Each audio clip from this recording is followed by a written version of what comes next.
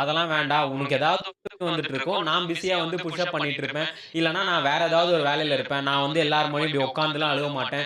எப்படியான்ற மாரிலாம் இருந்தது. ஏன்னா ஒருத்தங்க அழுதாலே அப்படியே உடைஞ்சிருவாங்க.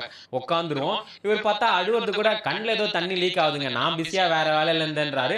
அதுக்கப்புறம் எப்படி ஈஸியா ஃபெராரி வாங்குறது? நீங்க தான் நினைச்சிட்டு இருக்கீங்க ஃபெராரிலாம் ரொம்ப பெருசு நெறைய காசு வேணும். அதெல்லாம் வேண்டாம். உனக்கு ஏதாவது ஒரு ஜாப் எடுத்துக்கோ.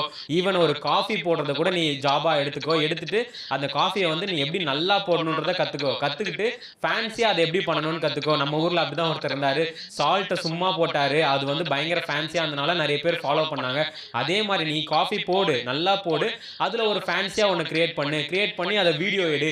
வீடியோ எடுத்து அத Instagramல போடு. நல்ல மியூசிக்ல போடு. நல்ல அட்டென்ஷன் கிரியேட் பண்ணு. அந்த அட்டென்ஷன கிரியேட் பண்றப்போ உன்ன சுத்தி ஒரு 4 பேர் வருவான். அவன்கிட்ட நீ எப்படி காஃபிய போடுறதுன்னு ஒரு கோர்ஸ் ஸ்டார்ட் பண்ணு. அதுல நெறைய பேர் ஜாயின் பண்ணுவான். அவன்கிட்ட நீ சார்ஜ் பண்ணு. அத வச்சு கார வாங்கு. இதுதான் லைஃப் சிம்பிள். நீ வந்து ரொம்ப நாள் வேலைக்கு போகணுன்ற மைண்ட் செட்லாம் வச்சுக்காத. டிஃபரெண்ட்டா இரு. ஈஸியா காசு சம்பாதிக்கலான்ற மாரி அவரோட மைண்ட் செட்டே பயங்கர டிஃபரெண்ட்டா இருக்கு. இவரு சொல்ற நெறைய விஷயம் வந்து கான்ட்ரோவர்சியா இருந்தாலும், அது சொல்லும்போது